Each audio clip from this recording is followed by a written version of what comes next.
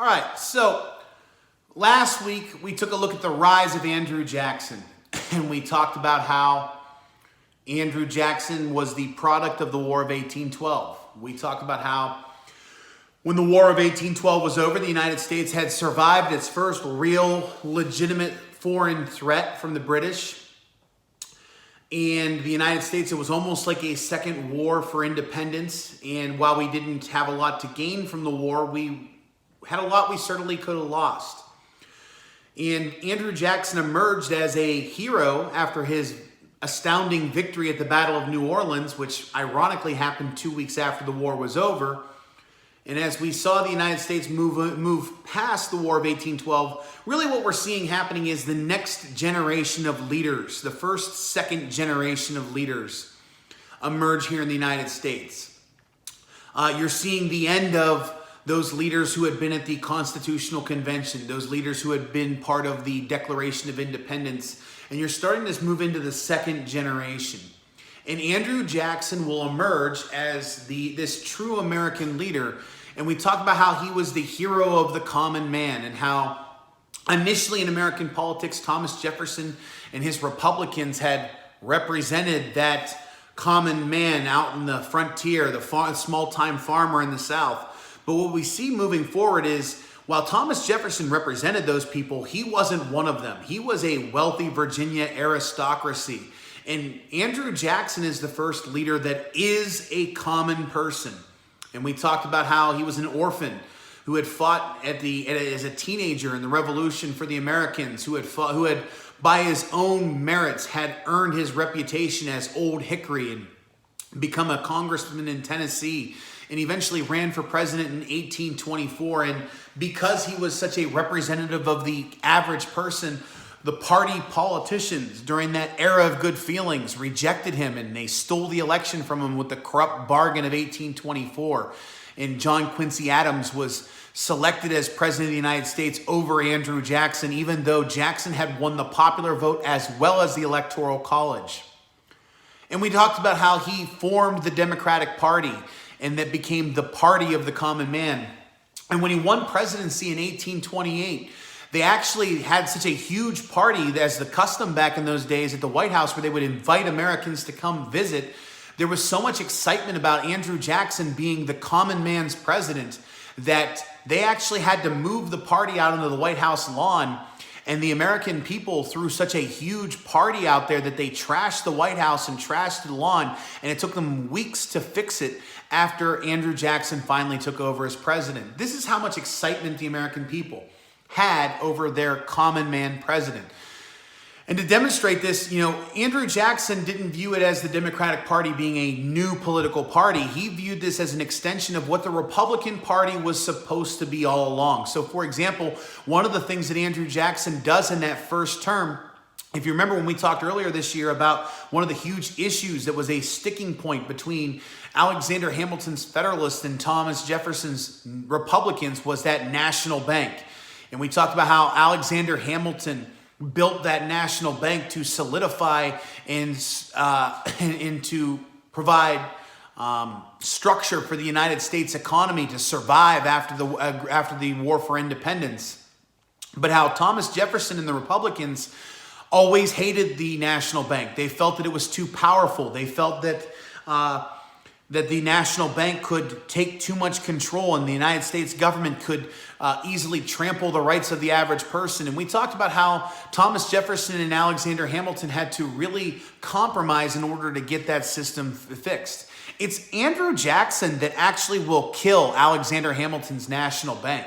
And the reason why is for the exact same reasons Thomas Jefferson distrusted that national bank. And what we'll find is during Andrew Jackson's presidency, while technically he was correct and so was Thomas Jefferson, Andrew Jackson will accomplish what those early Republicans wanted. He will kill Alexander Hamilton's bank. And as a result, for the next 30 to 40 years leading up to the American Civil War, the United States economy was weaker because of it, which proves that Alexander Hamilton had been correct early on, but it also proves that the bank that he had created also was a little bit more powerful than Thomas Jefferson and people like Andrew Jackson would have liked. One of the things that we see about Andrew Jackson, though, that kind of demonstrates his bold personality is a situation that emerges during his presidency that's almost kind of like teenagers being a little bit cliquish. Jackson had a propensity to try to favor certain insiders, certain friends that tended to agree with him. And the common name for this group of insiders who were his real inner circle who influenced his policy decision, this was called Jackson's kitchen cabinet. These were not necessarily people that were actual cabinet members, official members of the United States government. These were just people who tended to agree with Andrew Jackson. And Jackson would often encourage these people to debate each other to try to come up with better ideas for government that would represent the average person. The reason we bring this up is because the first real crisis of Andrew Jackson's presidency happens as a result of this kitchen cabinet and this catty, cliquish situation that Jackson breeds with his inner circle of close friends. What happened was Andrew Jackson's vice president, John Calhoun, was from the state of South Carolina. And initially when Andrew Jackson became president, John Calhoun was within favor. He was part of this kitchen cabinet, this inner circle. But what happened over a period of time is Calhoun started to lose favor. Not necessarily because he disagreed with policy with Andrew Jackson or because he was doing anything wrong, but because of his social issues. And here's what happened. If you remember from the video that we watched prior to the school being closed on Andrew Jackson, they talked about the situation with his wife, Rachel. Andrew Jackson and his wife, Rachel, through a miscommunication or through any number of different factors, they got married before she was officially divorced from her first husband. Now, you may ask how something like that could happen, but back in those days, it was quite easy, actually. You see, according to American law, women couldn't legally divorce their husbands. They had to prove that either their husband had abandoned them or that their life was in danger. Otherwise, men could divorce their wives, but women couldn't divorce their husbands. And Rachel Jackson was in an abusive relationship with her first husband. She left him. He did not pursue her. She assumed that she was legally divorced because she was estranged from him. She married Andrew Jackson, and then after the fact found out she was still married to her husband. Long story short, eventually the situation was resolved, but when Jackson ran for president in 1828, that presidential election was very bitter. And the Republicans used that situation with Rachel Jackson against him. And eventually the harassment was so deep that eventually before he became president of the United States, Rachel actually died of a heart attack, and Andrew Jackson blamed the Republicans for what had happened. He was very touchy to these types of situations as a result. A good friend of Andrew Jackson was a man named John Eaton. And John Eaton had married an innkeeper's wife in Washington just weeks after her husband died. Peggy Eaton was a prominent innkeeper in Washington who Andrew Jackson, as well as his friend John, had spent numerous times being boarded at her house while they were senators in Congress. There was a lot of rumors through Washington that Peggy Eaton and John Eaton were having an affair even before her husband had died. Long story short, John Calhoun, Andrew Jackson's vice president, he and his wife did not approve of that relationship. When John Calhoun spoke out about it, Jackson was very defensive. And in the end, he removed John Calhoun as his vice president over this. Once again, very cliquish behavior by two members of government because of Andrew Jackson's kitchen cabinet. Well, here's the problem. John Calhoun is removed from his position as vice president as a result of this situation.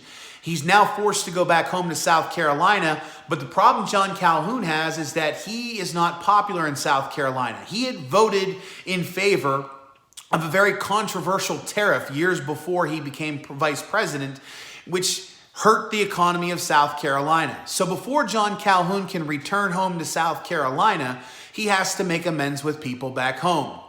And so his solution is he proposes a very obscure rule in the United States Constitution that suggested that a state could reject federal laws. What John Calhoun was trying to do was find favor with his friends back in South Carolina. He could suggest that his home state could nullify the very tariffs that he had voted for before. He could carry favor with his people back in South Carolina, he could leave Andrew Jackson's kitchen cabinet. He could leave Andrew Jackson's administration, return home to South Carolina, and be this hero and have popularity back home. The problem with this is that what John Calhoun was suggesting was very questionable. This idea of nullification was something that the Constitution was not necessarily clear on. Whether or not a state had the official ability to reject a law passed by Congress is not necessarily something constitutional. So when John Calhoun suggested this, the people of South Carolina embraced him as well as his idea. And they also threatened that if South Carolina wasn't allowed to involve themselves in this, then they would secede from the Union. If they couldn't use John Calhoun's suggestion to nullify laws that they deemed unfit, they were going to secede from the United States, break free, start their own country apart from the United States. Now, how does this involve Andrew Jackson? Andrew Jackson threatened the state of South Carolina. He said if John Calhoun and the people of South Carolina want to secede from the Union, he would view that as treason. And if a state commits treason, then the president has the authority to use the military to attack them and hold them accountable. In fact, Andrew Jackson's direct statement was if the state of South Carolina secedes, he was going to personally lead the military into the state of South Carolina and hang the first secessionist he found from the highest tree he could find. And he made it very clear that he was going to hang John Calhoun for suggesting the idea. This became the first real threat to the United States where a state legitimately was going to secede from the Union. They were going to leave the United States. The state of South Carolina, the most powerful, wealthiest state in the South, was going to leave the United States over this issue during Andrew Jackson's presidency, and Andrew Jackson was going to attack them. In the end, the situation was resolved. Henry Clay passed a resolution through Congress that allowed the United States government to slowly move those tariffs back, which gave South Carolina what they wanted. If those tariffs were gone, then South Carolina would have no reason to nullify anything. And without this threat of nullification, there was no need for them to secede anymore. And they also passed a resolution to appease Andrew Jackson that if any state in the future wanted to threaten what South Carolina threatened, the president did have the authority to attack those states. Why is this important? Well, the reason this is important is because this sets the stage later on for the Civil War.